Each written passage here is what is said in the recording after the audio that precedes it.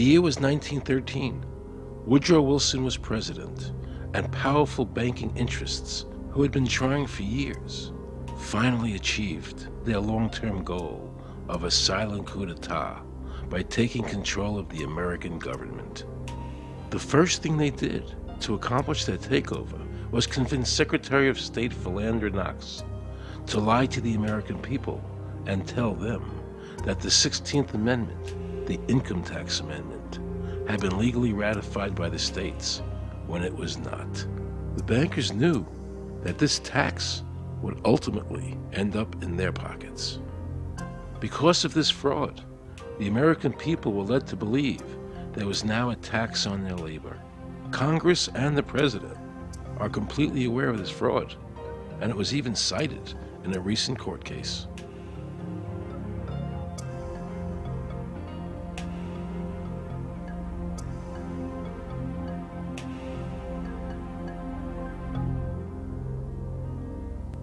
That very same year, the bankers committed their second and by far the most diabolical fraud ever perpetrated on the American people by bribing senators to pass the Federal Reserve Act without the required constitutional amendment. All in favor, say aye. They did this during Christmas vacation, when many senators were home celebrating the holidays with their families. And that's how the unconstitutional Federal Reserve Act came into being. They were very clever, and they understood that whoever issued the money for America would control the government. The bankers won, and the American people lost, because most politicians will sell their soul for $1. And now the Federal Reserve could issue dollars legally. As Mayor Rothschild said, "Give me control of a nation's money supply, and I care not who makes its laws." He knew that he and the other bankers would now control the laws of the nation. Government gave these bankers one of its most important powers, and now had to borrow money from them and pay interest to finance the government. So the American people were forced to lower their standard of living and pay a graduated income tax to the government, just so the government could give these bankers more profits. President Woodrow Wilson, who signed the Federal Reserve Act into law, later said, in regret, "I am a most unhappy man. I have unwittingly ruined my country. A great industrial nation is now controlled by its system of credit. We are no longer a government by free opinion, no longer a government by conviction and the vote of the majority, but a government by the opinion and duress of a small group of dominant men."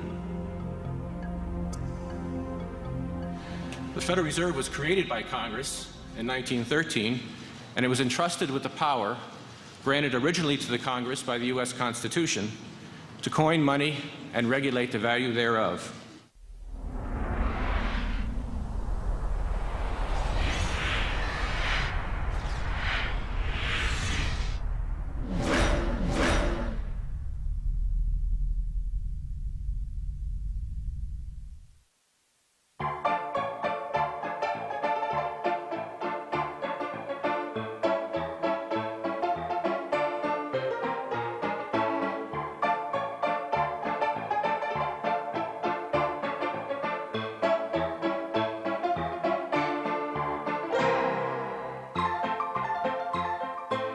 What's your name?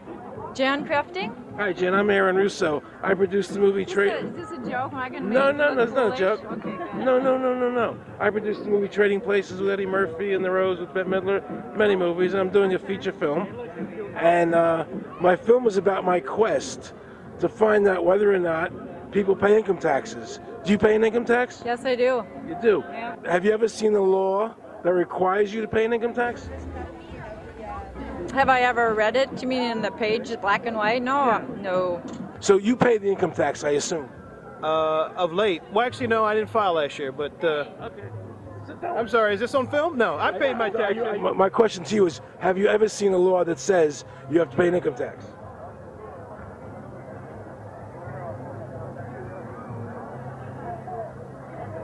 law is that guy that wears that badge and a gun. That's the one that puts you in jail. That's the law. Actually, I can't stand the IRS.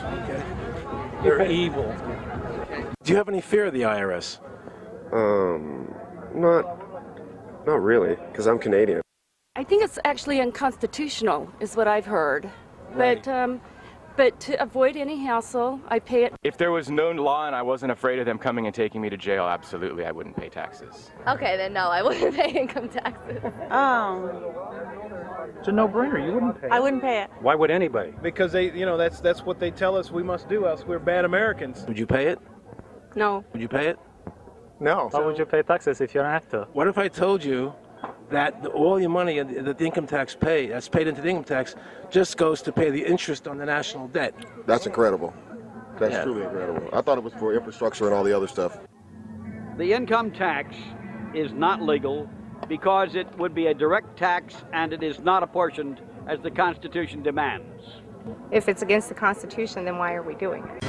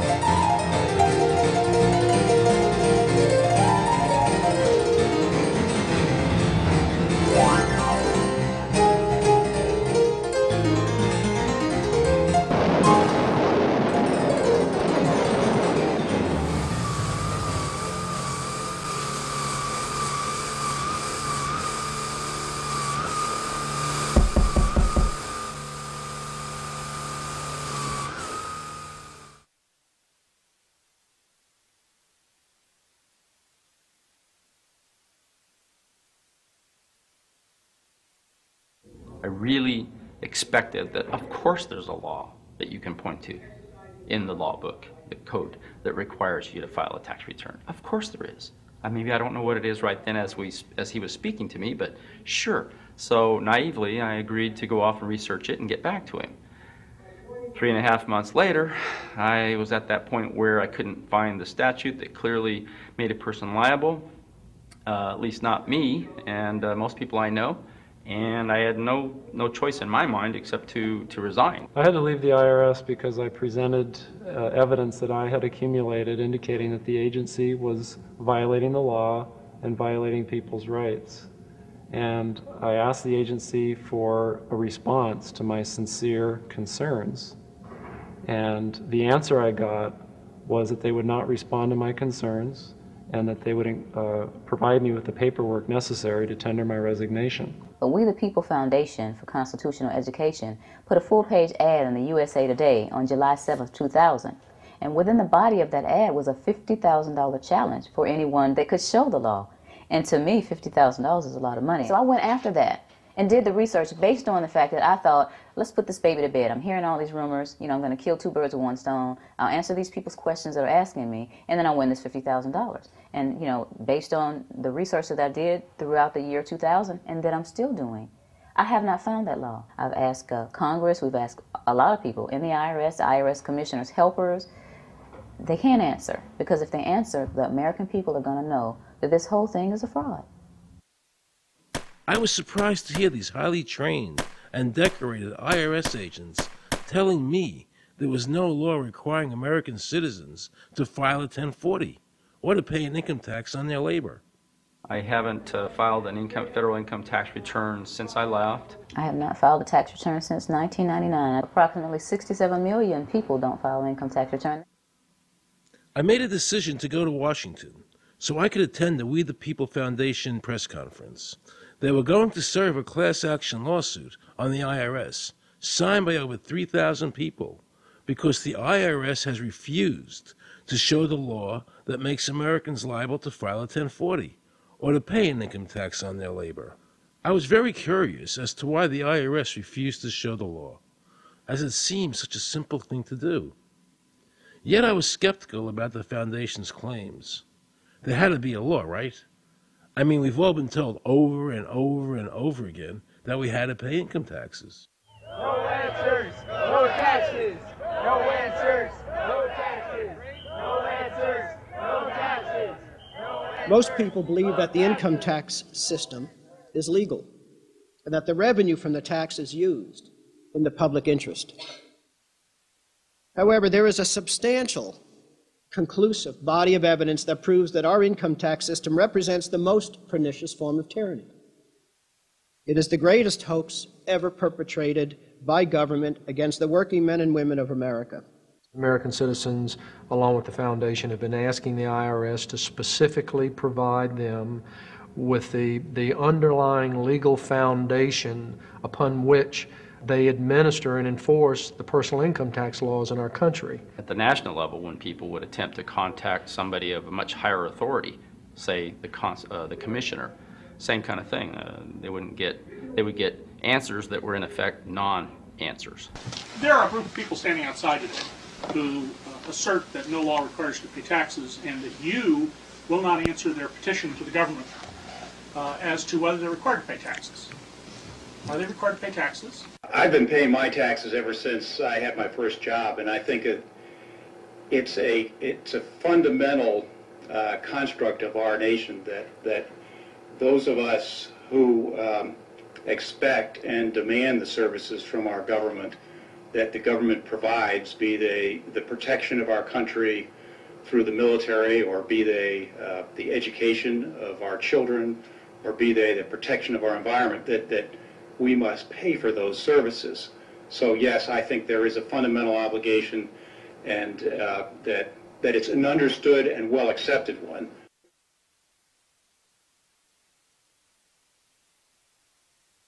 Joe Bannister and I had a meeting in the White House with President Clinton's economic advisor, Jason Furman. He accepted the remonstrance for the president. On June 2nd, I called and spoke with him.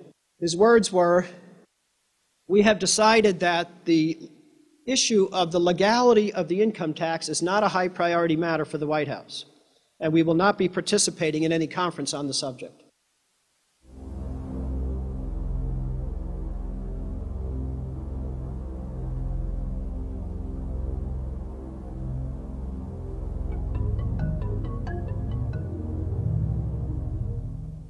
I decided not to eat until my death or until the government agreed to send their experts to meet with the experts from the tax honesty movement. And with the help of Congressman Bartlett, a deal was made. I'm very pleased that through these several trying weeks and now months, that we have secured the agreement of the IRS and the Justice Department, because some of the questions are beyond the purview of IRS, that they will both attend a public symposium where these issues can be formally addressed. Last Thanksgiving, DOJ and IRS notified Congressman Bartlett that they would not participate. Congressman Bartlett then waited until late January. He informed me that he would not be participating. Why do you think you've been able to get away with not paying or filing your income taxes for so long? Well, first of all, I've not gotten away with anything. I'm not hiding from anyone. I'm simply asking the IRS to show me the laws that apparently require me to do these things, and they are suspiciously reticent to answer questions from me, and of course there are millions of other people, many other organizations who have attempted to get answers. They act very suspiciously when asked to simply sit down at the table with the American people and discuss what their obligations are. Rather than pulling up a chair, they pull out a club. As a matter of fact, David K. Johnston of the New York Times asked Terry Lemons of the IRS, why won't the IRS answer the questions set forth in the petitions from the American people. Mr. Lemon's response was, the government is answering the questions through enforcement actions in the courts. This is a very chilling remark on the government's use of brute force instead of civility and logic. The federal government itself refuses to provide the American people who are coercively being subjected to this extraction of their private property without any underlying legal justification. There is no law that requires the average American worker in the private sector to pay a direct, unapportioned tax on their labor and compensation for services. There is no law. The march will stop in front of the IRS building. They are now going to serve a class action lawsuit on the IRS. Very courageous. My name is Charles Bell, and I'm here to serve this complaint on behalf of the American people to the Internal Revenue Service. The complaint is accompanied by an affidavit. It's under the hand of Robert Schultz. Case was served. We'll call you with the case number. Case has been filed. We'll call you with the case number. Thank you. Okay, thank you. We appreciate your time. America, baby! Freedom! Today, effectively, the people have said to their servant government that that our rights are not going to be any longer denied, and that we're going to have answers to our petition, our legitimate, lawful petitions for redress of grievances, which are guaranteed in the First Amendment to our Constitution. So once and for all, we will get an answer.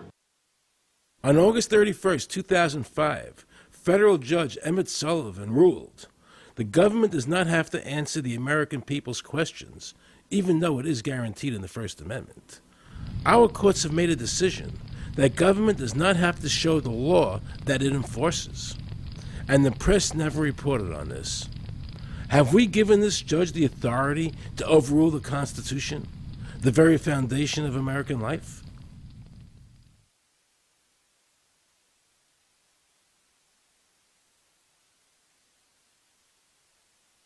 I believe that in both spirit and substance, our tax system has come to be un-American.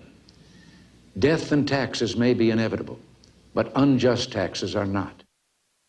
The country's taxes must be fixed, and I know what to do with it. If you think you're paying too much now, just wait till I get through with it. Now, Mr. Hanley, I'd like to ask you something. What does the government do with all the money we give them in taxes?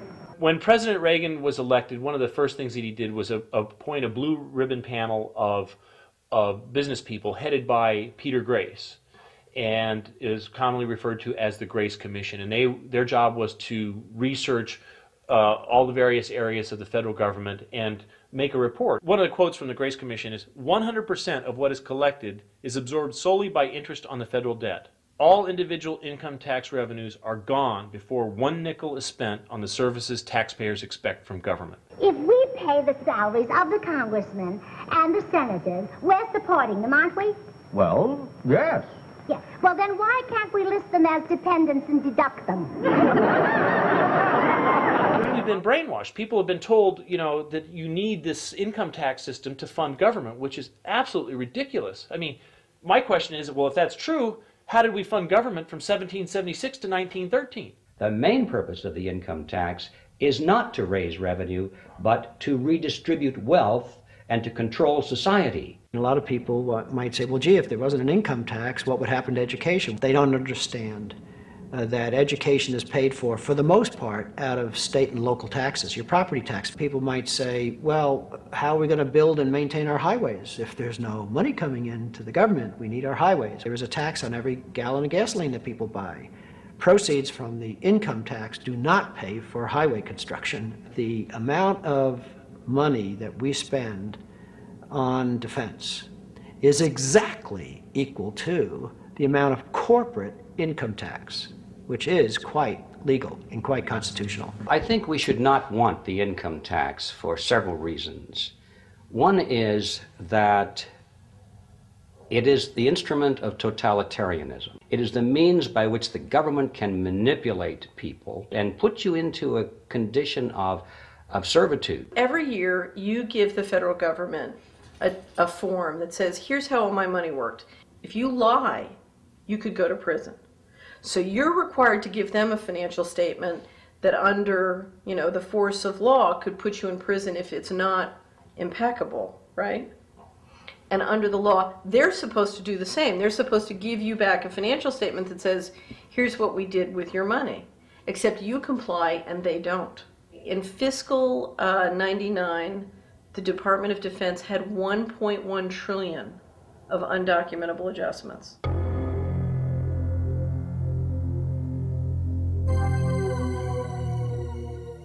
The following year, they had 2.3 trillion of undocumentable adjustments. I decided to call the IRS. I spoke to Anthony Burke in Media Relations. He was very nice to me, and I explained to him that I was an award-winning film producer and that I was doing a documentary on the IRS. He seemed a bit stunned by this, then explained to me that Commissioner Everson nor anybody else would go on film to discuss the income tax. But he did say he would call me back. I thanked him for that, but I couldn't help wondering, why was the government making it so difficult for people to see the law? So I decided to bring my crew down to the IRS building to see if I could find some employees to interview. And here's what happened. I said you cannot film me, that's it. Who are you to tell me I can't film here? What's the law? Just tell me where the law is that says that. Can you show me the law that says I can't film here? Is America a free country? I told him they couldn't film here, and he's asking 9 million questions. I told him that's the federal government law. Hey, I told him he couldn't film here. He's telling me he's a citizen and all that, so... Hey. I couldn't film him, I'm saying, where's the law that says I can't film here? And I'm asking another question, sir. Then Homeland Security showed up, because I was such a threat to Washington. You got a driver's license up? Yeah, I do. Put that away for me. After convincing Homeland Security I really wasn't Osama bin Laden, I kept wishing the IRS would allow me to interview somebody. Why wouldn't they show the law? What were they so nervous about? I began to have a frightening thought. What if it was our own government we had to be afraid of? With that disturbing thought in my mind, I went to see a group of tax experts. You can look through the statutes and look for the law that requires you to pay. And when you do that, you can't identify a law that requires the average person in America who earns a wage and works in private business to pay an income tax. The Constitution allows for two kinds of taxes. They're called direct and indirect. The federal government in the Constitution can tax almost anything, as long as it apportions the tax if it's direct.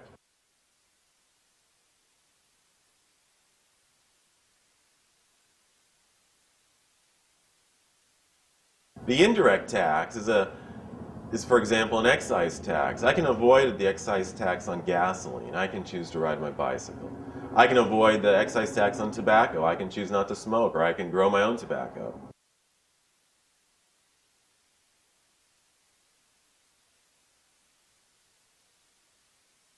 The income tax which is being applied now doesn't meet the criteria of either direct or indirect taxes. The IRS claims that in 1913, the 16th Amendment, the Income Tax Amendment, allowed the government a third form of taxation. What was the Supreme Court's ruling on that? The Supreme Court in the case of Stanton versus Baltic Mining. I mean, what could be clearer than this? The provisions of the 16th Amendment conferred no new power of taxation. The Russo case also said that the 16th Amendment did not impose any new taxes and did not change any of the taxing restrictions of the Constitution. There were also several other major Supreme Court cases in that same period from 1916 up until about 1923. Stratton Independence versus Hobart, Southern Pacific versus Lowe, Bowers versus Curbo Empire, Burnett versus Harmel, Doyle versus Mitchell. It's actually very simple. Congress tried to enact an income tax in 1894. The Supreme Court said that's unconstitutional. When the Supreme Court says something is unconstitutional, it's unconstitutional. They tried again in 1913, and the Supreme Court said the 16th Amendment conferred no new power of taxation. So, if they didn't have it then, and they didn't get it, they don't have it. There is no constitutional basis for a tax on the wages of Americans living and working in the 50 states of the Union. Period. End of argument. I have a letter here from Daniel Inouye's office of the United States Senate that says, based on the research performed by the Congressional Research Service, there is no provisions which specifically and unequivocally require an individual to pay an income tax. Period. End of story. There is no law, and to date, nobody has been able to show that there is a law for the average American citizen working day in and day out to pay an income tax. The definition of income in the Constitution was given in the Eisner versus Macomber case, and it turns on gains or profits that are made from some activity. Doyle versus Mitchell, 247 U.S. 179, 1918. Here's what he said. The idea of gain or increase arising from corporate activities. In other words, it doesn't mean wages, it doesn't mean dividends, it doesn't mean alimony. It means a gain or a profit arising from corporate activity. These liens that are recorded against people by the government for tax liens are nothing more than allegations. They are non-substantive. They have never been determined by a neutral third party, such as a court, to have one shred of validity. If you ever get a notice of an audit or anything else, the first thing you should do is a Freedom of Information Act request for records that they're using to substantiate or justify the audit. There is nothing in the Internal Revenue Code that creates any such thing as an income tax evasion or crime. There's nothing in the code that allows IRS agents to seize property. The government is involved in judicial blackmail. The government knows that if it legally seizes somebody's property, that person doesn't have the funds and he can't even get a lawyer who can help him. I conducted investigations in the Title 18 of the Criminal Code, the U.S. Criminal Code. And in there, the statutes and the regulations are very specific as to what's violating the statute. In the Internal Revenue Code, Title 26, there's nothing specific in there. I mean, even the FBI is feared the IRS. You have to understand that an agency which will unlawfully impose a tax that doesn't exist is not going to care. If we, the people, don't know what our rights are, they're not going to tell us. If Americans just learned that the IRS was actually knowingly deceiving them, that would be enough for them to rise up and put a stop to it. This small booklet includes the Constitution of the United States, the Bill of Rights, the Declaration of Independence. This is a document that every citizen should read. It's a document which freed an entire nation. This is the Internal Revenue Code, and this document, and the unlawful application of this document by the Internal Revenue Service has enslaved the nation that this document attempted to free. I was very impressed with the people in the tax honesty movement. They weren't kooks.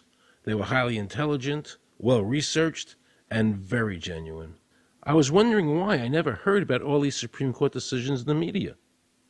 So I really wanted the IRS's point of view, because to get the true story, it was imperative I hear both sides. I kept wishing Anthony Burke would call me back. He seemed like an honest man. I then proceeded to call my message machine. Hi, this message is for Aaron Russo. This is Anthony Burke at the Internal Revenue Service. Let me suggest some people that you might want to think about talking to. One would be Don Alexander, who's a former commissioner who's here in town in Washington. Another would be Sheldon Cohen, who is both a former commissioner and former chief counsel. All those guys, I think, can answer your question about, where in the tax law it says that you have to pay taxes. Wow, good news, I thought. So I called Sheldon Cohen because he used to be the IRS commissioner, he wrote the tax code, and he was also general counsel to the IRS. He is a true expert, and I couldn't find a better person to answer my questions. He graciously agreed to my interview. The reason I'm doing this documentary is because there are many people in America today who believe that there's no law that requires them to pay an income tax or file a 1040. And there are many people going to jail for it, fighting over it. The Internal Revenue Code is authorized by the 16th Amendment. I think it should be clarified. I think government should be transparent to the people. Why doesn't the IRS commissioner sit down with them and just explain it in clear English? Why? I don't think they really care. They don't think. I think they're just playing word games. You don't think they're sincere people? You know? No, I don't think they're sincere people. What does voluntary compliance mean? And why does the IRS code say it's voluntary to comply, not mandatory? That's a word euphemism we use. We use voluntary compliance when we talk about traffic signals. Most people at 2 o'clock in the morning, do you stop at a red light? Yeah. Is there a cop there? Well, sometimes I don't. Well, I do, and most of us do. Most of us do. Right. But that's voluntary compliance. That was a complete perversion of logic. Traffic laws state that it is mandatory to stop at a red light. The IRS code says it's voluntary to comply. Mandatory and voluntary are the complete opposite of each other. Yet he wants us to believe that they mean the same thing.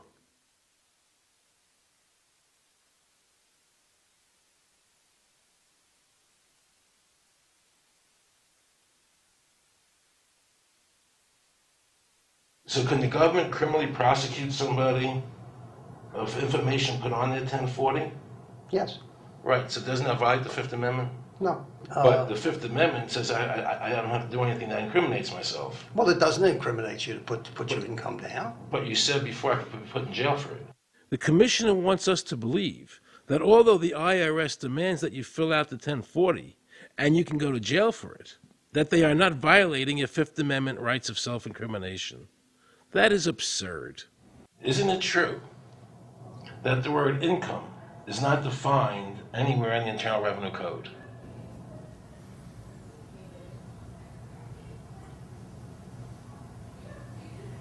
The law says that the government has a right to tax income from any source derived. So, but the word income is not defined in the code.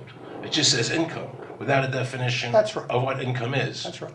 Correct? Yeah. But there are many different kinds of taxes. Well, how can an American citizen know what income is if the code doesn't define it? If they're paying an income Because tax... the courts have all defined it. Do you remember what constitutional attorney Edwin Vieira said? The definition of income in the Constitution was given in the Eisner versus Macomber case, and it turns on gains or profits that are made from some activity. So the Supreme Court has ruled income is not wages, it's not labor, it's gain from corporate activity.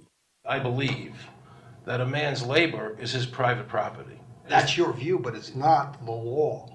The Supreme Court's even said your labor is your private property. When I go to work for somebody, it's a trade. It's an even exchange. I do some work, you give me some money.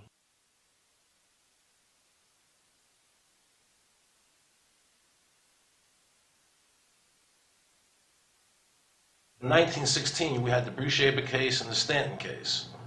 And the Bruce-Shaber case and the Stanton case said that the 16th Amendment gave the government no new taxing power. I'm not going to argue the niceties of that with you. And it came up again in a case called Peck versus Lowe, where the Supreme Court said the 16th Amendment did not extend Congress's taxing power to any new or accepted subjects. In other words, if you weren't taxable before the 16th, you weren't taxable after the 16th. Today I interviewed a juror, who sat on a case, and they found the person not guilty for lack of filing, okay? And I asked her why they found him not guilty. And she said because the IRS couldn't show us the law that made him liable to file a 1040. All they need to do, if there is a law, is to show us the law, which of course they never did. And the reason they didn't do it was why? Because there is no law. Title 26 requires you to file a return. But doesn't Title 26 have to be in compliance with the Supreme Court decisions? You're going to take a 1920 case and superimpose it on the whole Internal Revenue Code that was written after it? No, that's not. I can't believe what I just heard. Rewind. You're going to take a 1920 case and superimpose it on the whole Internal Revenue Code that was written after it? No, that's not. Remember he said earlier the Internal Revenue Code was authorized by the 16th Amendment? The Internal Revenue Code is authorized by the 16th Amendment. Remember, the Supreme Court said the 16th Amendment did not give the government any new taxing power. These decisions have never been overturned. Let's listen further. Can the lower courts overrule the Supreme Court? No. How are they putting people in jail today for not paying a tax on their labor when the Supreme Court said they don't have to? Doesn't the IRS code have to be in compliance with the Supreme Court? That's my big Aaron, question. this is a waste of time. Well, because whatever I say, you're not going to believe. He's right. I don't believe him. And neither should you. He wants us to believe we should obey the IRS code, which is being enforced in violation of the many Supreme Court decisions. If the Supreme Court made a decision... Thank you, Aaron. I think we're finished. I'm sorry, Mr. Cohen, you're doing that. Well, I'm sorry that you constantly re-argue the point. You're liable because the law says that you're liable, and the courts say the law says you're liable, and that's why you're liable. You see, he's talking about the lower courts, who are not in compliance with the Supreme Court, as they have to be. Doesn't the court have to be in compliance with the Supreme Court? The Supreme Court has so held. Where? You caught me unprepared. I'll come back. Well, I don't want to do that. But let me ask you a hypothetical question. No. You're making silly arguments here. Why is the Supreme Court decision a silly argument? Well, because it's inapplicable. That made my heart stop. He just said Supreme Court decisions do not apply to the IRS. That's the behavior you would expect from a totalitarian country, maybe China or Russia or Cuba. Not from America. They're just making up the law as they go along. Now I knew the tax honesty movement was right. The IRS thrives on intimidation and fear, not by law. It's no different than a criminal protection racket, using force to extract your money from you. Then the former IRS commissioner, now working at a prestigious Washington law firm, threatens me. Watch. Aaron, you understand Yiddish. Cornish helfen. For those of you who don't understand Yiddish, that means nothing will help you. Now it all became clear. I understood why the IRS wouldn't go on camera and talk about where the law was. I understood why all the senators I called refused to be interviewed. There is no law. And now you know what our political leaders and the courts have known for decades and have tried to cover up. The United States Constitution strictly forbids a direct, unapportioned tax on the wages and salaries of American citizens. The United States Supreme Court has consistently ruled that the income tax is a tax on profits and gains, not on labor and wages.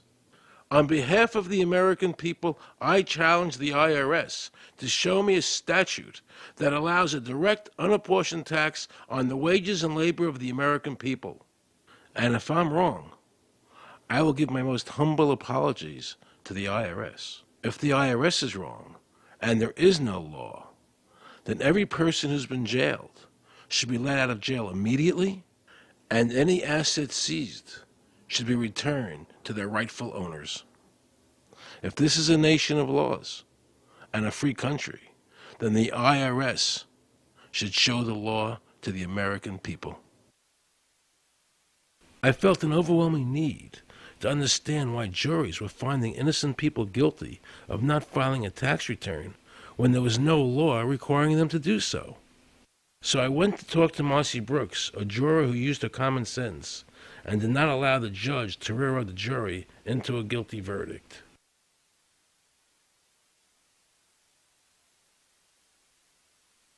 He was being tried for 4 counts of not filing his income tax.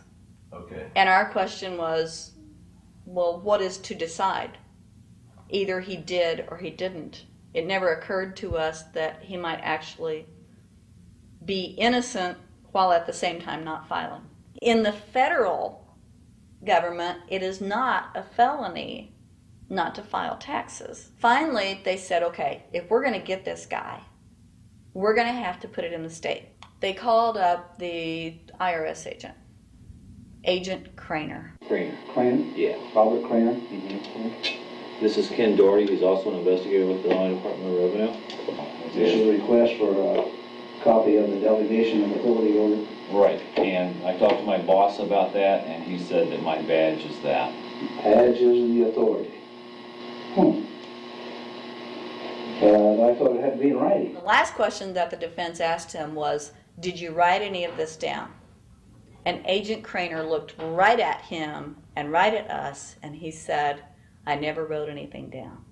And yet when we saw the video, there he was, writing notes, you know. And so I'm thinking, okay, at this point, the judge is supposed to say, Agent Craner, it is clear that you have committed perjury. It wasn't even noticed. It finally came to the climax. Mr. Harrell looked right at the prosecutor, and he said, I will tell you the same thing I have told over and over again to government officials. You show me the law that requires me to file a tax return, and I'll be glad to do it. And again, I ask, under what is the requirement that you claim and are required to do these things? And the requirement under the regulations is what section? My question to you is, what particular act are we discussing here that I am liable to do these things that you claim I'm liable to do? Your exact question would be again? Okay, what is the section that what? But I guess I'm still not understanding your question, Mr. Harrell. Well, you must be familiar with what that you have the police powers to enforce. Yes. The prosecutor absolutely ignored him. And he started slandering Mr. Harrell. Just started attacking his character. They're calling us tax cheats, they're calling us fanatics, they're calling us weirdos. I don't care what you call me, but I have one question. Where is the law? Show me the law. They can't let this turn into a rational debate, because if they do, they lose it. So they have to insult people and say it's frivolous. We felt like that there was an overall arrogance and that they were railroading Mr. Harrell and wanting us to participate. Judge Coogan, he looked right at us and he said, I will instruct the jury according to the law. We were sent to deliberation. The judge promised us that he would give us the law. And we looked and we looked and it was not there. We wrote a note to the judge asking for a copy of the law. 10 minutes later, we get a note back. You have everything you need. But there was no law. And he had promised us. At that point, I felt betrayed. I felt like this man promised us the law, and that's what this whole thing is about, the law. We request it, and he still denies us the law. And the reason they didn't do it was why? Because there is no law. Remember, we're talking about the Illinois state law here, okay, which is a law in Illinois. So we got out that law, and we read it several times, and I said, okay, wait, you know, because they kept saying, but this is a law in Illinois. And I said, look at the beginning of it. It says, anyone required to file a federal income tax return is required to file an Illinois tax return. I said, if it is true that he's not required to file a federal return, then that nullifies the Illinois law. Two people, they kept saying, but he's going to get by with it. And I said, what is he getting by with but his rights? If there is no law, he's not breaking a law. He's just standing on his rights. Are we going to deny him that? That's when this one juror sat back and kind of rolled his eyes and he said, you mean we don't have to pay taxes?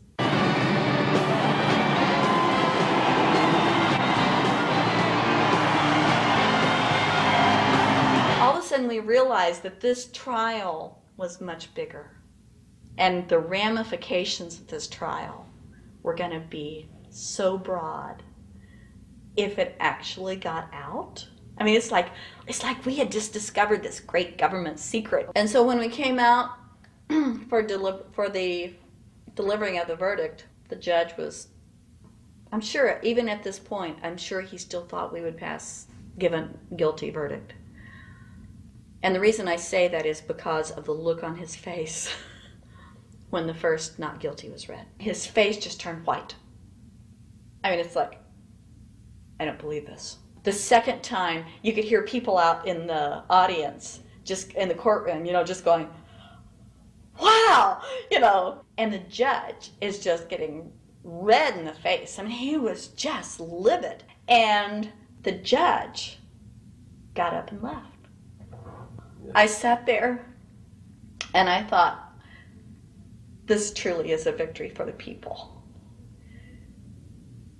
And I have never felt more patriotic. And I knew that we had done the right thing. I looked at that man, Mr. Harrell, and I thought, the system might not work all the time, but this time, for that man, it did. In November 2004, the government arrested former IRS criminal investigator Joe Bannister. They charged him with fraud for telling the American people the truth about the income tax laws. The jury obviously agreed with Joe. Well, it just showed Mr. Bannister to be honest and straightforward and working within the law. Vernice Kuglin, a Federal Express pilot, claimed there was no law requiring Americans to file an income tax. She also won in court.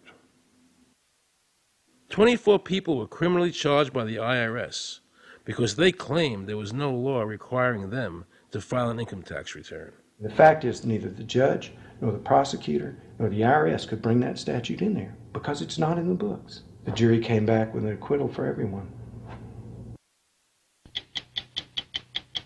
When the matter is put to the test, which means in terms of court and enforcement action, there is a 100% success rate in shooting down these arguments. The mafia has a code and they follow it, and it's a code of honor. But the IRS has no code of honor.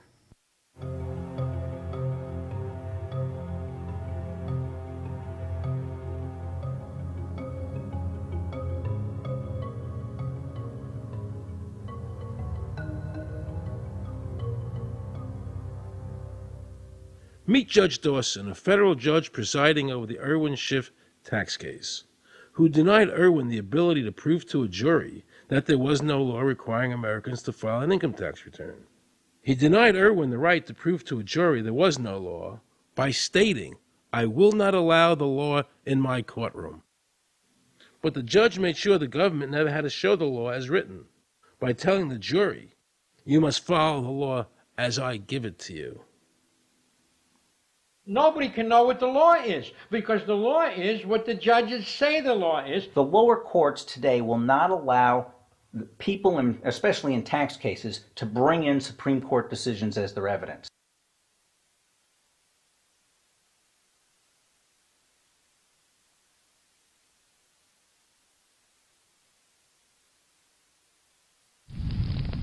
Here we have a federal judge railroading an American citizen by saying Supreme Court decisions are irrelevant. And again, nothing from the press defending our freedoms.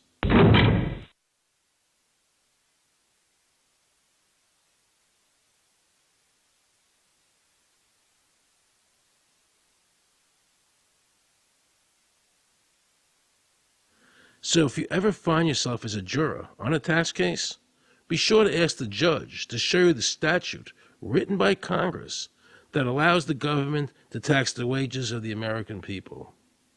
If the judge can't show you the law, then how can you possibly, in good conscience, convict someone and destroy their life?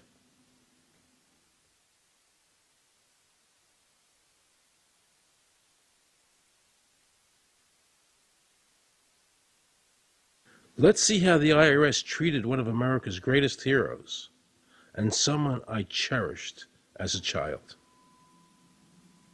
Joe Louis was an American icon. Victorious in his first 27 fights, the Brown Bomber quickly rose to heavyweight champion of the world. His 1938 knockout of German Max Schmeling, who represented Hitler's Aryan ideal, earned him the admiration of millions of Americans. Is watching carefully. Louis measures him right to the body, a left up to the jaw, and Schmeling is down. The count is high. Right after Pearl Harbor was bombed, Joe had a title fight where he donated his fee to Navy War Relief. Well, I'm not working for nothing. I'm working for my country, and I think that's about the greatest piece of work that anybody can do. Well, I certainly agree with you for that, but you're turning over an awful lot of money. Well, we all turn over a whole lot for this country at this time. Joe volunteered for the segregated army and defended his title while in the service, this time donating his normal fee to Army relief. I'm only doing what any red-blood American would do. Since the checks were in Joe's name, the IRS taxed him on their full amount, even though he never saw a penny of it. At the end of the war, Joe was awarded the Legion of Merit. But what most people didn't know was that the IRS was charging him $50,000 a year in interest alone on his debt. When Joe's beloved mother died, leaving him $600, the IRS immediately seized it. They also confiscated all of his children's trust funds. Joe was forced to continue fighting until he was 37 and out of shape, just to pay off his ever-mounting debt to the IRS, which grew to $1 million, $100,000 a year just in interest. At the end of his life, Joe was forced to become a greeter at a Las Vegas hotel just to make ends meet. It was a shameful thing to see a man like him, great fighter, great human being, being humiliated and destroyed in this manner, because after all, when you owe Internal Revenue money, no matter what you have, they take away from you. And they took a lot away from Joe Louis.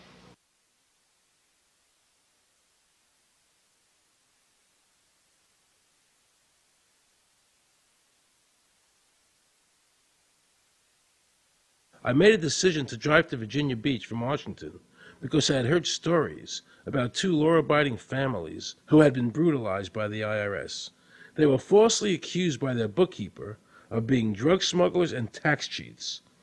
And incredibly to me, without any investigation, the IRS proceeded to raid their place of business and their homes, even though they had done absolutely nothing wrong. On Saturday morning, 4 different raiding parties proceeded to raid 4 locations on a Saturday, the day before Easter. I was the manager on duty, and I was up in the deli, and people came through the door. How many came in the door? Maybe about 15 or 20 people. 15 to 20 Yeah. armed agents. With dogs, with guns. They made me get everybody they went in the kitchen, they went in the deli, they went all over the whole restaurant, told all the customers, took forks out of their hands while they were eating their breakfast, and told them they had to leave. I got the frantic call from Edie, and she said something wrong. So anyway, I jump out of bed and I immediately run to the shower. I'm in the shower, and the next thing I know, I hear my son yelling, "Dad!" I went like this, and boom, I'm slammed against the door and I fall down with the gun in my head. And they're like, "Where's Scotty Miller?" And I'm like, "Dad!" That's all I'm doing is yelling. I'm scared, frightened to death. And then the next thing I hear is Mr. Miller, the shower curtain is jerked back. I've got a gun pointed at my head. Hold it right there. The screams from the little girls who were at a pajama party with my daughter. There was 4 little girls there with my daughter. Of course, mayhem. There were about 3 men in my bedroom with huge guns. He followed us and wanted to watch us get dressed, and I tried to shut the door, and he puts his foot in the door, like he's going to sit there and watch us change our clothes. And I was like, "Excuse me, no." My neighbors now are all standing out. Were you still naked? Well, they handed me a towel at that point. I had a towel wrapped around me. Did the towel fit? No, hardly. Hardly. At this point, they were talking about weapons, and, I mean, it's crazy. I mean, they're looking everywhere, going through all my drawers. And I reached for my underwear drawer to get some underwear. They said, "Don't touch anything." Boom. They're locking their guns up. They said, "Hold it right there. Don't move around. Don't move." I'm going, whoa. I said, "I'd just like to get some underwear on here, I said, "Yeah, I got women standing here." They keep everything. How did you conduct your business if the IRS took everything? We had to do it out of a shoebox so we could keep going because we requested these things, and I'm told that the government's really not, once they do raid and so forth, they're supposed to at least let you, until you're charged with something, continue your business. This wasn't the case. They kept everything. So you were never even charged? Absolutely not. Charged with what? And when you speak IRS, the whole world shrivels up. The whole world gets fearful to a point where let's not talk about it. I testified in front of Congress. I would like to know why this dark entity, known as the IRS, has come into my life and refused to leave. I raised my children with a zero tolerance for dishonesty. And now they must hear allegations that I am a major drug dealer and a tax cheat? A lot of people out there being abused, and a lot of people saying, look, I'll pay it. Just go away. Just go away. When all that happened, we had to file bankruptcy. We've had cars taken away from us, kept my daughter from going to college. Do they ever think about the lives that they just destroyed? They think about the ruination of homes and property? No. In this case, we would have never thought this could happen to us. We've never done anything wrong. How can this happen in America when, in my case, personally, I thought that I was doing everything right? I've served my country. I've been to college. At least I've done something in my life. I got a speeding ticket one time. I paid my taxes for 40, 50 years, whatever it was. I've never been audited. What happened here? I had this really uncomfortable feeling in the pit of my stomach as I was thinking to myself, how did America transform itself from being a truly free country with a servant government where our individual rights were protected by our Constitution to being a country that talked about being free but really wasn't?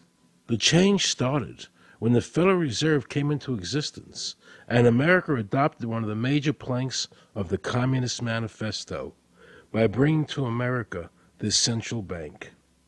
The very same people that backed the Federal Reserve System also backed the graduated income tax, a second plank from the Communist Manifesto.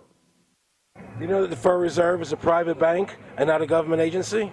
No, I wasn't aware of that. It's a private bank? That would scare me quite a bit. What if you learned that the Federal Reserve makes money off the taxes you pay? How would you feel about that? Angry. Like I'm feeling right now. I would feel cheated by my government. I'd be angry. It's really frustrating that we're paying money for something that isn't benefiting us in any way whatsoever. Kind of sucks. They're pretty much in control of everything. I decided to drive back to Washington to see Dr. Ron Paul. He had been a congressman for over 20 years. I had met him previously in 1998 when I was running for governor of Nevada, and I knew him to be an honest and sincere man, and I thought he'd be very helpful in letting me know what the future holds for the American people. Who owns the Federal Reserve? It's secret, and we can't find out what's happening. But the Congress created it, and it's not authorized in the Constitution. The government borrows money from a private corporation using the name Federal that prints United States on it, and then it pays back to the Fed, which is owned by private banks. We don't know who all those private banks are. The money that the government is paying back to the private bankers is the money that comes from you and me. Why in the world would the American government borrow money and pay fees on it when it has the authority to make the money itself interest-free? The Federal Reserve is no more federal than Federal Express. I've never seen a full list of ownership for the Fed. I don't think anybody has. The government works for a private bank, and the private bank works for its owners. The true masters. People talk to me about, the issue of Republican versus Democrat, as if they don't get it. And I say, look, here's the way you get it. It's organized crime. All you do is you call the Republicans the Genoveses, and you call the Democrats the Gambinos. The people at the top, they treat it like a crap game, like it's their crap game, like they're making lots of money. Occasionally somebody at the table shoots each other, but the moment anything threatens their crap game, they all unite to protect it.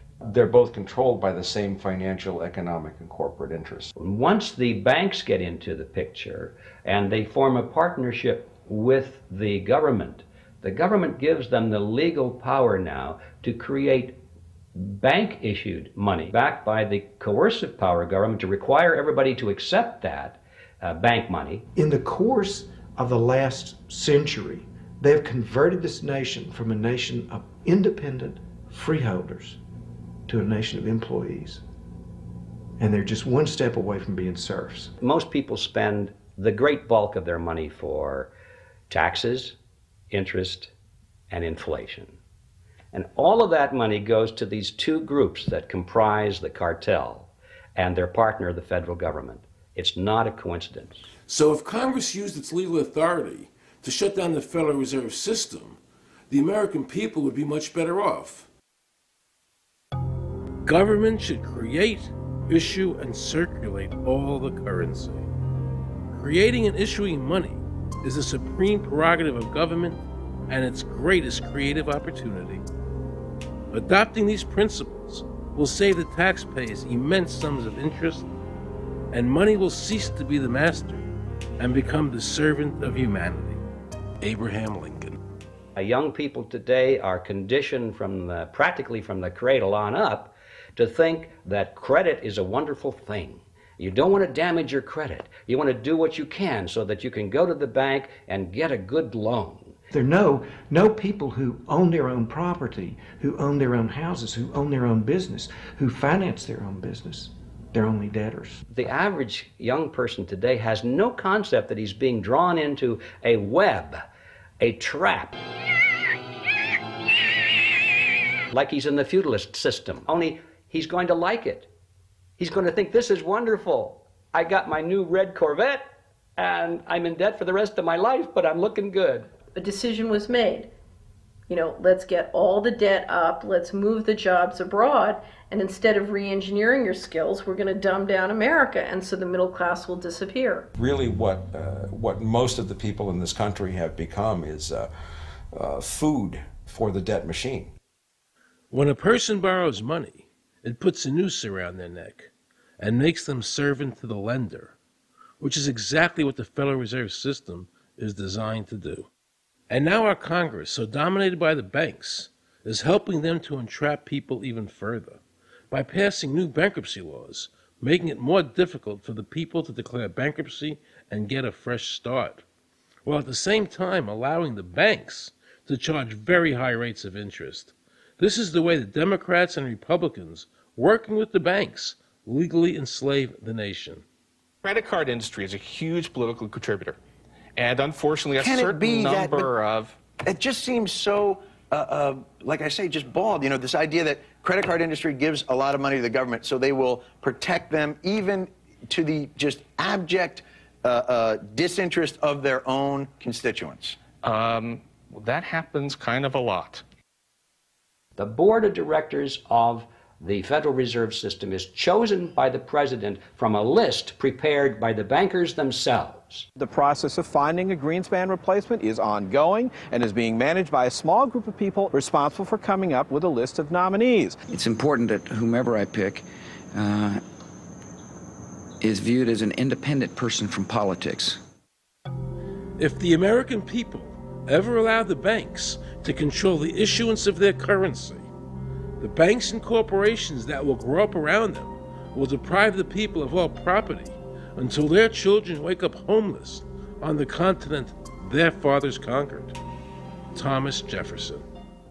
So the Federal Reserve is actually an illegal entity functioning within government. It's illegal, and what we have given to this so-called agency is the authority to counterfeit money. Do you have any points of view about the Federal Reserve and how the Federal Reserve operates? They just enter something on a computer. Oh, you need 20 billion today. Here's 20 billion, but they got that out of thin air.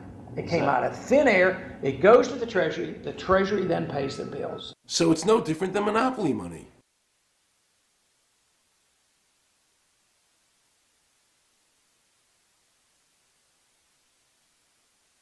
The cost of living is so high today because the Federal Reserve and the federal government have destroyed the purchasing power of the dollar.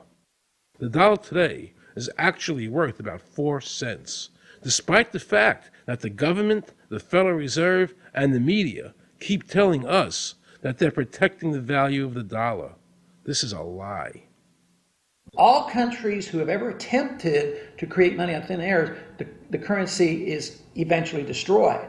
Why did we give a monopoly of creating money out of thin air to a private corporation? The result is exactly the same as if someone were picking your pocket every year, because that's exactly what they're doing. Originally, paper was a receipt which is used as evidence that the money exists. Over the years, of course, the government has disconnected the paper from the actual tangible substance, which is money.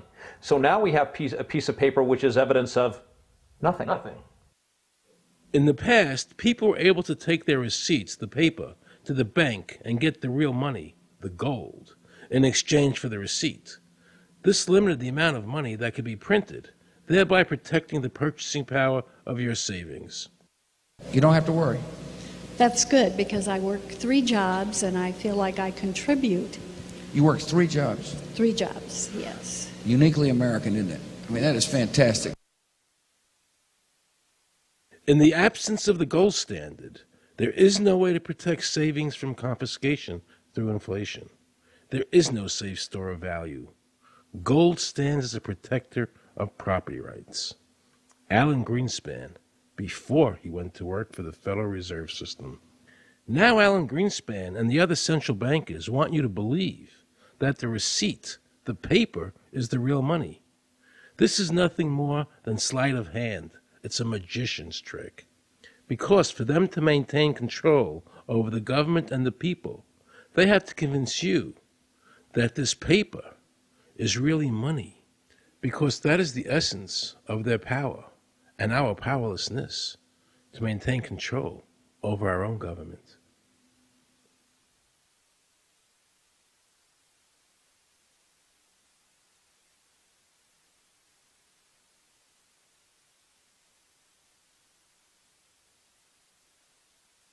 What happened to the gold in Fort Knox? Nobody really knows. When I served on the Gold Commission, I asked them to really, do another audit. I remember it was 15-2. It said, we don't need to audit the gold. It's supposed to be the American people's gold, and so we would like an accounting to tell the American people what is there. I've been told that the Federal Reserve has taken control of the gold as collateral for the dollars they print. They list gold on their balance sheet. How could the Federal Reserve, this private bank, list gold on the balance sheet? They claim they're holding that for the Treasury. So that puts private bankers in control of the American gold. They could have taken all of America's wealth. That's a possibility. Shouldn't the Congress stand up and say, where is the American people's gold? They're not audited. They control the money of America, and it's not audited? There is no audit. Oh, wait a second. Doesn't the Federal Reserve work underneath the Congress? Congress ignores their responsibility to do any oversight. The president really has no control, nor does the Congress have any control over this cartel. It just has the appearance of control.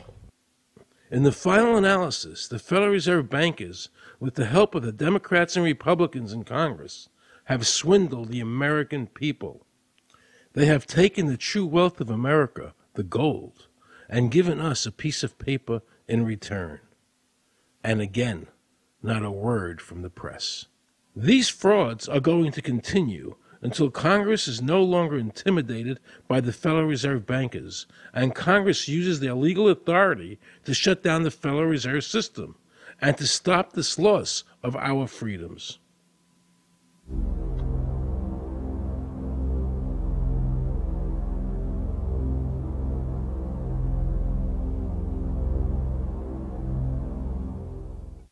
Is there a law that requires people to file a 1040? Not explicitly, but it's certainly implied. Well, implied by force. Yeah. But is there a law? I can't cite a law, no, I cannot. But,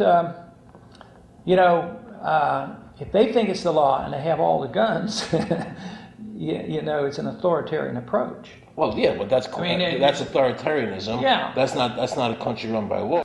Do you think America is going deeper and deeper into becoming a police state? And if so, in what ways do you see that as a congressman? Yeah, I think we're moving in that direction because there's not much we can do without permission. The absence of a police state is that people are free, and if you don't commit crimes, you can do what you want. But today, you can't open up a business, you can't develop land, you can hardly do anything. You can't go to the bank, you can't go to the doctor without the government knowing what you're doing. And they talk about medical privacy, that's gone. Financial privacy, that's gone. The right to own property, that's essentially gone. So you have to get permission from the government from almost everything. And if that is the definition of a police state, that you can't do anything unless the government gives you permission, we're well on our way. This is something that people eventually, I hope, will get sick and tired of and say, enough is enough. I sincerely believe the banking institutions having the issuing power of money are more dangerous to liberty than standing armies. Thomas Jefferson. You must understand the Federal Reserve is a cartel made up of the major banks in America, and they are the ones that are running the show, not the federal government. The powers that be behind the system, the financial interests, are able to exercise a disproportionate amount of influence on not only the economic structure of the country, but the political structure.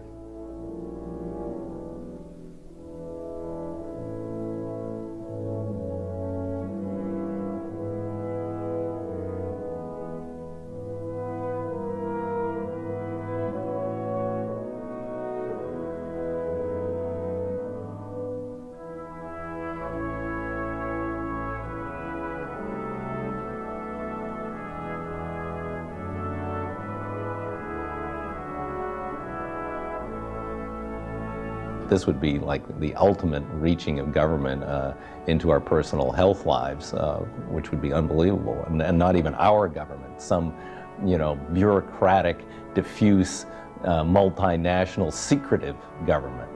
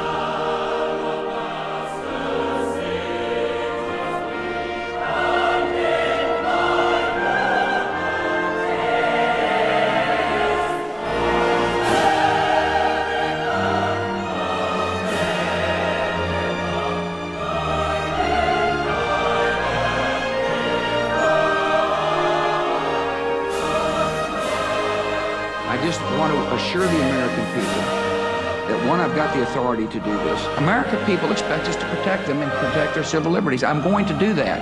Preserve, protect, and defend the Constitution of the United States. The Constitution of the United States. So help me God. So help me God. So help me God.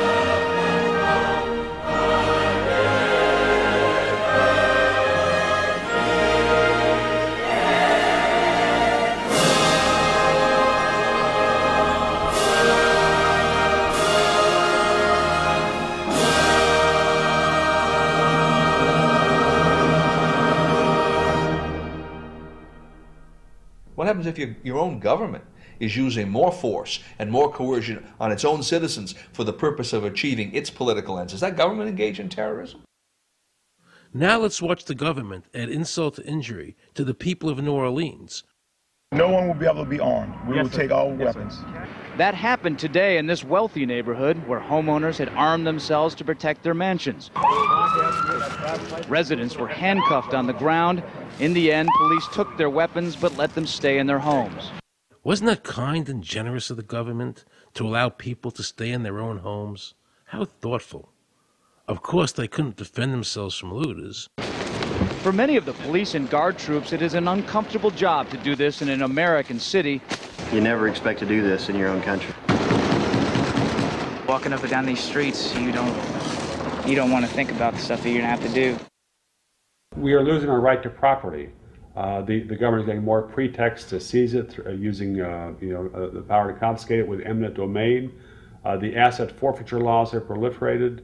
It's easier for the prosecutors to come in and make an accusation against you and confiscate your property even though they have no evidence that you've done anything wrong. Guilt or innocence doesn't really matter that much because it's very convenient for the government. Unfortunately, what is being sold to the American people today as Americanism, if you peel off the label, you find so much similarity to what we were fighting against when we were fighting communism and Nazism and fascism. The government's now putting a national ID card together and they want checkpoints. We will be carrying our papers, and they have recommended there'll be checkpoints throughout the country. Isn't that what Nazi Germany did that everybody in America was against? Checkpoints, proof. Papers, please. May I see your papers? May we see your papers? I don't think I have them on me. In that case, we'll have to ask you to come along. Wait, it's possible that, yes. Here we are. These papers expired 3 weeks ago. You have to come along. Halt!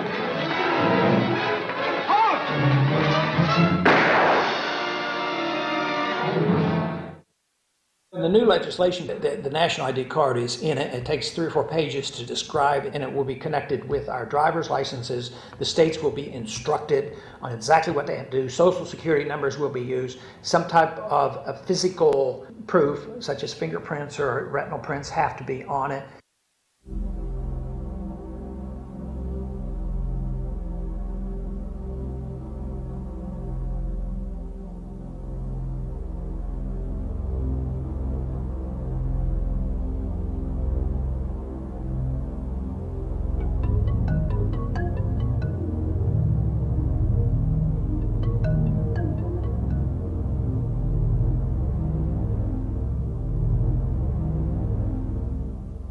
It is time to wake up, America. These ID cards are not about defeating terrorism, but they are all about controlling the American people. I arranged an interview with Catherine Albrecht, a leading authority on the RFID chip. Her book entitled Spy Chips is the definitive book on this subject. I wanted to find out just how dangerous these chips are to our liberties. RFID is a technology that uses tiny computer chips the size of a grain of sand or even smaller, hooked up to miniature antennas to transmit information about items at a distance. Back in 1999, Procter & Gamble, Gillette, and MIT got together to find a way to commercialize this technology and make it small enough, make it efficient enough, and make it low cost enough to, essentially, their dream is to put one of these tiny computer chips on every physical item manufactured on planet Earth. The latest technology for identifying people at the point of sale, for identifying people when they make purchases, is actually the implantable chip that you can actually embed directly into human flesh. It's a tiny glass capsule about the size of a grain of rice. It contains an RFID computer chip with a coiled antenna, and it can transmit information also at a distance.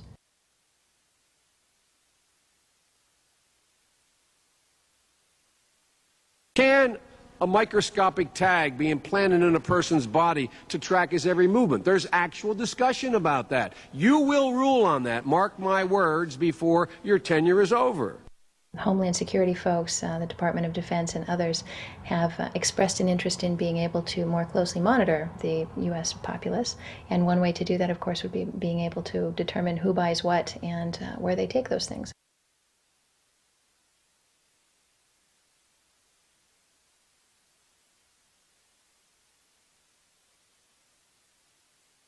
Radio waves can travel through walls, they can travel through wood, they can travel through the things we normally rely on to protect our privacy.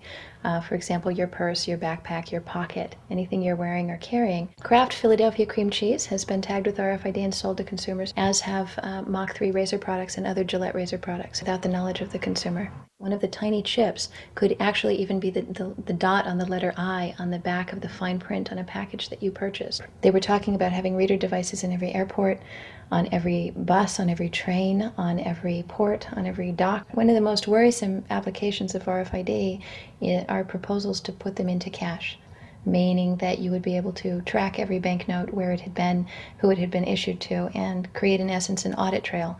That would essentially take away the anonymity of cash that we now enjoy today. The ATM machine itself, as the money came through the roller device, would be reading each number, and they would know who you are because, of course, you identify yourself at the bank before you take money out. And down the road, when you go to pay at a major retailer, It would also be possible for them, as they're putting the money into the cash drawer, to simply feed it through a little reader device. It would go in, it would tag that number and transfer possession from Aaron Russo, say, to Walmart. Once everything you do is tied down to a single number and there is no longer the ability to pay with cash, then all it takes to render you a non-citizen is to simply turn that chip off. You will no longer be able to really participate in any function in society, including buy food.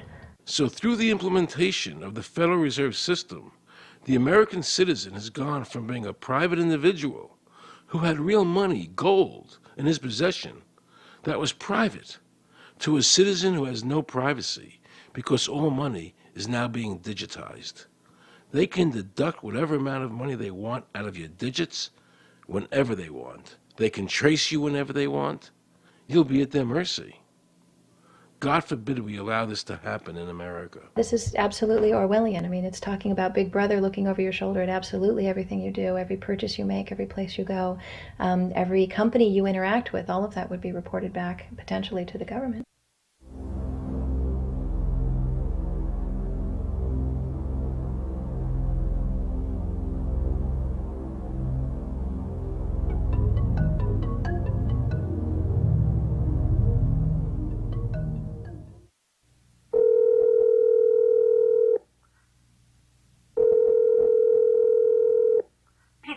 Guaranteed hot in 30 minutes or it's free. This is Mary. May I take your order? Hi, Mary. Yes, I'd like to order. Is this Mr. Kelly? Yes? Thank you for calling again, sir.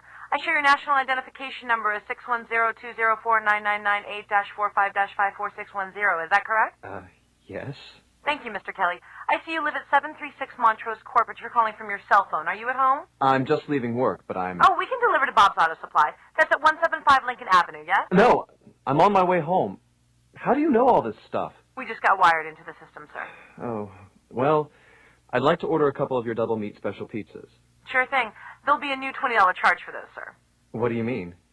Sir, the system shows me that your medical records indicate that you have high blood pressure and extremely high cholesterol. Luckily, we have a new agreement with your national health care provider that allows us to sell you double meat pies as long as you agree to waive all future claims of liability. What? Do you agree, sir? You can sign the form when we deliver, but there is a charge for processing. The total is $67 even. $67? Well, that includes the delivery surcharge of $15 to cover the added risk to our driver of traveling through an orange zone. I live in an orange zone? Now you do. Looks like there was another robbery on Montrose yesterday. You could save $48 if you ordered our special Sprout Submarine Combo and picked it up yourself. Comes with tofu sticks. Those are very tasty, sir. Good value, too. But I want double meat. Well, I'm sure you can afford the $67 then. You just bought those tickets to Hawaii. They weren't cheap, eh? Oh, but I see you checked out the budget beach bum at the library last week. Up to you, sir. All right. I'll get the Sprout subs. Good choice, sir. Gotta watch that waist if you're hitting the beach, eh? 42 inches. Wow. Man, I'd say tofu and sprouts is, like, required. That's how much? Just between you and me, there's a $3 off coupon in this month's Total Men's Fitness magazine. Your wife Betty subscribes to that, right? Anyhow, clip that and it's $19.99 even. Whoa, looks like you maxed out on all your credit cards. Bring cash, okay? Have we become so controlled and so ignorant about our rights that big institutions and big government can do whatever they want with us, even without our approval? I knew for certain the Founding Fathers would resist to the death what is happening in America today. And I, for one, will not accept a national ID card. And if nobody accepts a national ID card, and nobody can board a plane without one, then let the airlines go bankrupt. And if you can't open a bank account in a big money center bank, then open an account in a small local bank. And if we can't walk into a federal building, I personally would consider that a blessing. Don't allow these institutions to dictate to us how we conduct our lives. This is America, and we have free choice. We the people have all the power, not the government. Government gets its power from us, not the other way around. Think of all the men and women who died in all our wars, fighting for freedom, not Federal Reserve bankers. Do you think they sacrificed their lives so that Americans can be chipped like a dog? So we could all have a homing device inside us? No. This ID card is the last step before they implant us. And that's precisely the reason nobody should accept one. And you know what they're going to do? They're going to call on the propaganda machine, the media, and try and sell this as if it were in everybody's best interest. We're working on a product that we have called internally a PLD. PLD stands for Personal Locating Device, which is an implantable GPS for which our company owns a patent. The hybrid of the two of these products, being Digital Angel and Verichip, is what we call PLD. PLD should be in prototype form by the end of this year, by December of 2002, and we are already working with the Food and Drug Administration as well as legislative agencies with these products and ultimately with the PLD.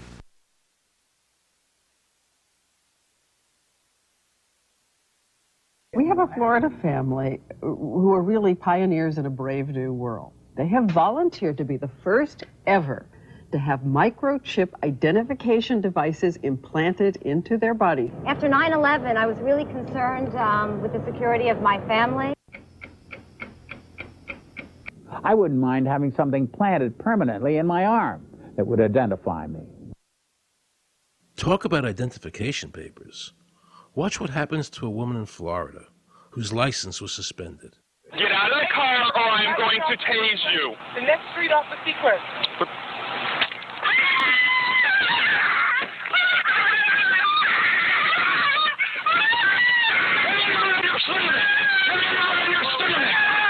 On your stomach. Do it now. Put your hands behind your back. Do it now. Do it now or you're going to get tased again. Do it now.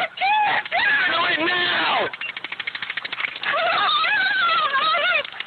On your back. Put your hands behind your back. Put your hands behind your back. I can't. Sure you can. Come here. Ow, ow, ow. Oh, got it. You got blood on her. Oh, my God. You tased me and you handcuffed me? Yep, you're under arrest. For what reason? Your license is suspended. All the power is in the people. And to the extent that government becomes alienated from the people, does things that people don't want, power is transferred until you finally come to a police state, totalitarian state, whatever word you want to give it, where the desires of the people really have no consequence. They go out and they vote. Doesn't make any difference which candidate they elect. I'm a programmer. I worked for NASA, worked for ExxonMobil, worked for Florida Department of Transportation. Mr. Curtis, are there programs that can be used to secretly fix elections? Yes. How do you know that to be the case? Because in October of 2000, I wrote a prototype for President Congressman Tom Feeney at the company I worked for in Oviedo, Florida, that did just that. And when you say did just that, it would rig an election? It would flip the vote 51-49 to whoever you wanted it to go to and whichever race you wanted to win. And would that program that you designed be something that elections officials that might be on county boards of elections could detect? They'd never see it. So how would such a program, a secret program that fixes the election, how could it be detected? You would have to view it either in the source code or you'd have to have a receipt and then count the hard paper against the actual vote total. Other than that, you won't see it.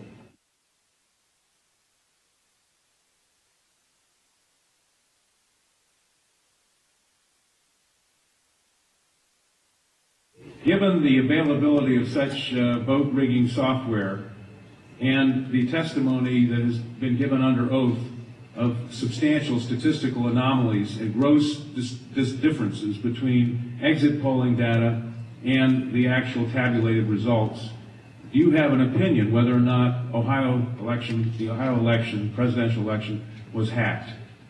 Yes, I would say it was. So in other words, there is absolutely no assurance whatsoever in anything with regard to these machines?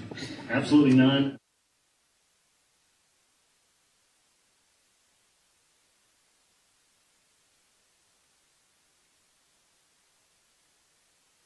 Anybody who trusts electronic voting machines should have their head examined.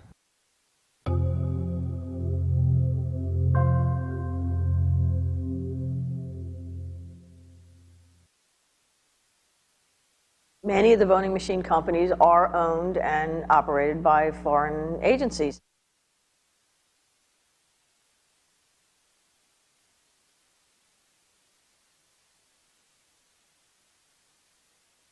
Now we can see a new world coming into view. A world in which there is the very real prospect of a new world order. The New World Order will be built, an end run on national sovereignty, eroding it piece by piece, will accomplish much more than the old-fashioned frontal assault. Council on Foreign Relations. We shall have world government, whether or not we like it. The only question is whether world government will be achieved by conquest or consent.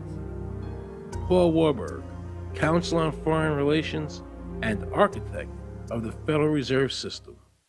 There's a group that get together internationally and they sort of play God with our money. You think that's part of what George Bush said was the one world order? They can't have a new world order only with a world police, military. Right. I think the financial system ultimately is even more important than the guns. The central bankers of the world are working together to create a one world government, a global police state as sinister as anything George Orwell ever wrote about, where every person on the planet Earth will have an RFID chip implanted, where the bankers and the governments can monitor every transaction you make. A chip in everybody would be the universal monetary system par excellence, because there'd be no escape from it, and you'd be totally under the control of those who issue the electronic impulses in that chip. Their strategies are being accomplished through the World Trade Organization, the International Monetary Fund, and the Bank for International Settlements, which is the central bank for all the central banks of the world. Most people don't have a clue that these unelected private bankers actually control the governments of the world. They have financed and profited from every war since World War I without concern for humanity. The war in Iraq is an attempt by the Federal Reserve and their partner, the Bank of England, to control the Middle East and to make it a part of the New World Order. To defend the New World Order, U.S. soldiers will have to kill and die. Arthur Schlesinger, Counselor on Foreign Relations. Military men are just dumb, stupid animals to be used as pawns in foreign policy. Henry Kissinger, Council on Foreign Relations.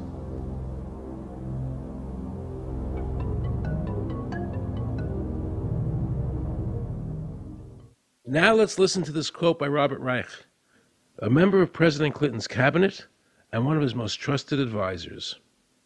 The dirty little secret is that both houses of Congress are irrelevant. America's domestic policy is now being run by Alan Greenspan and the Federal Reserve. America's foreign policy is now being run by the International Monetary Fund. When the president decides to go to war, he no longer needs a declaration of war from Congress. Dr. Carol Quigley, professor from Georgetown University, who was also President Clinton's mentor, said in his book, Tragedy and Hope, the powers of financial capitalism had a far-reaching aim, nothing less than to create a world system of financial control in private hands, able to dominate the political system of each country and the economy of the world as a whole. And then President Clinton's Deputy Secretary of State, Strobe Talbot, said, in the next century, nations as we know it will be obsolete. All states will recognize a single global authority. All these supposed free trade agreements, NAFTA, GATT, CAFTA, are truly nothing more than the governments of the world and the central banks working together to create a one-world government. They are not free trade. These treaties are government-managed trade, and they are destroying the American worker. Through these treaties, the bankers are actually beginning to control the laws of the world. The fact is that this relationship between the bankers, the government, and the huge multinational corporations is the very reason why the government no longer enforces its immigration laws. The bankers want a one-world government without borders, and the American government is obeying them. If the government was so worried about terrorism, why are they leaving the borders open? But at the same time, telling American citizens they need an ID card with an RFID chip.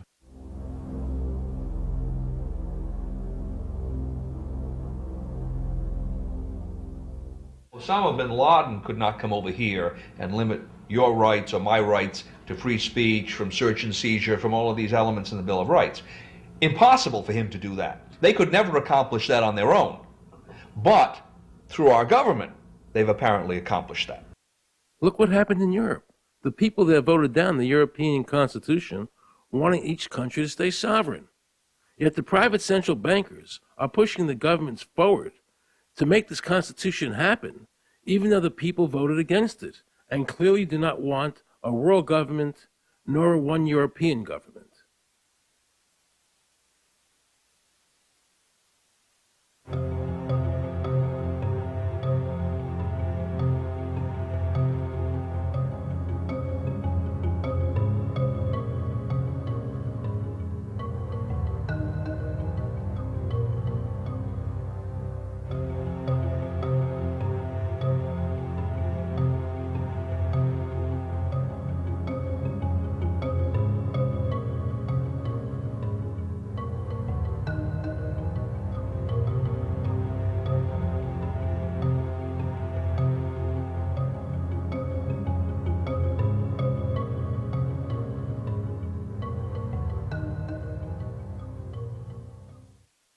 Now pay close attention to this quote by David Rockefeller, and you'll understand what is happening in the world today and where the American people are heading as a nation.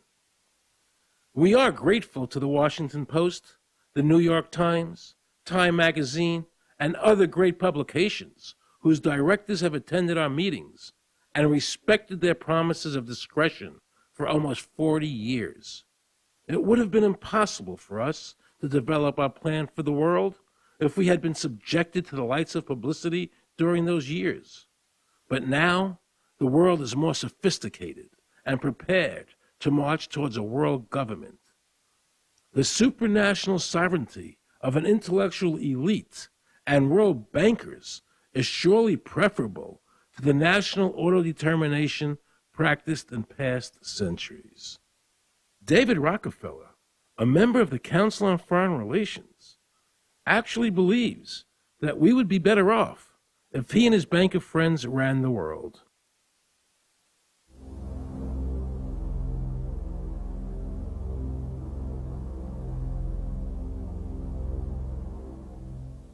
Benito Mussolini had a great quote about fascism. He said that fascism should be called corporatism more properly because it's the perfect merger of power between the corporation and the state. That's how he defined fascism. And that's what we're seeing here. The media controls the information that a person gets. In various ways, they can make sure that the average American watching the tube or reading the newspaper is going to come out with a certain mindset. He's going to say, this is good, that's bad, and that's all they have to do. You look at the ownership of corporate media in this country. Who owns CBS? Viacom? Who owns NBC? GE? Who owns ABC? Disney? Americans have been taught to expect their salvation from government instead of recognizing government as the most dangerous threat they'll face in their lives. And the United States putting together a constitution now for Iraq. You know, why don't we just give them ours? I mean, think about it. It served us well for over 200 years, and we don't appear to be using it anymore, so what the hell?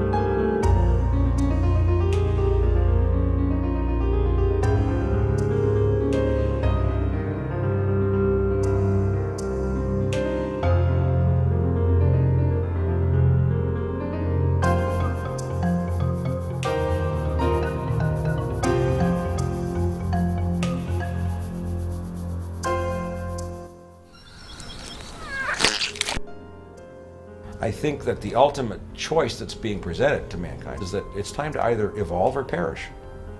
Grow up or die. Become adults. Act like adults. Take some responsibility.